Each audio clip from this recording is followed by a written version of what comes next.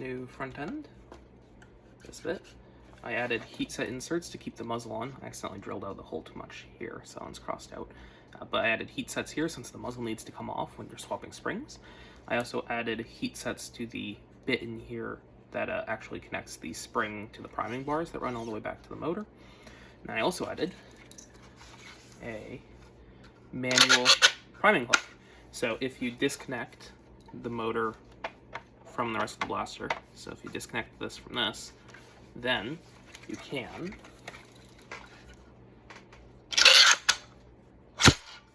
prime and fire.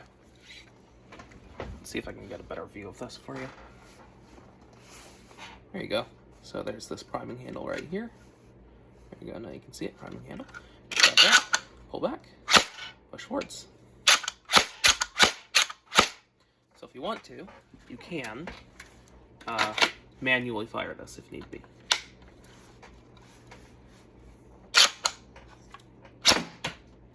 Like so. Yeah. So that's pretty nice, and this does move with the rest of the blaster when firing. So when you're firing this automatically, this little thing on the front will be going on the side. So what? It's nice and out of the way of your hand, so unless you kind of ride up behind it like this, I guess, then you would get hit by it, but otherwise you're pretty much fine. Pretty much fine. I might add a little ledge here sticking out to keep your hand down there, and I will definitely make a version of this without this part. So if you don't want to be able to manually prime this, then you can just print the version without this slot cut in this front part and without this arm coming off of it. Yeah. And then in order to reconnect this, I'll just pull this back, lift it up a bit, push it over the top of that part. Which will be easier if I prime it first. Keep it primed. Then I can lift this up and put it back on that part.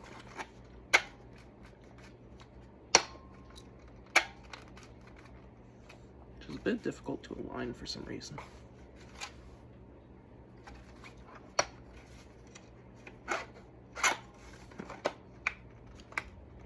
There we go. And then push it down onto the pin. There we go. So now it is reconnected. And then that is all held in place by this ring right here in the top cover. And then this just kind of goes, has a little lip out the front. And just kind of sticks in there. And then slap that in. It stays in place. And there's, right now there's 2 screws here, but that's because this is sort of a new part put onto an old prototype. In the current version, it's just a takedown pin right here, and then the top cover and the battery door are connected. So you take out one pin, you can take off the top cover and the battery door at the same time. But in this, the top cover is screwed in place with these 2 screws right here, and then the battery door is separate. So yeah. Prototype is still going pretty well.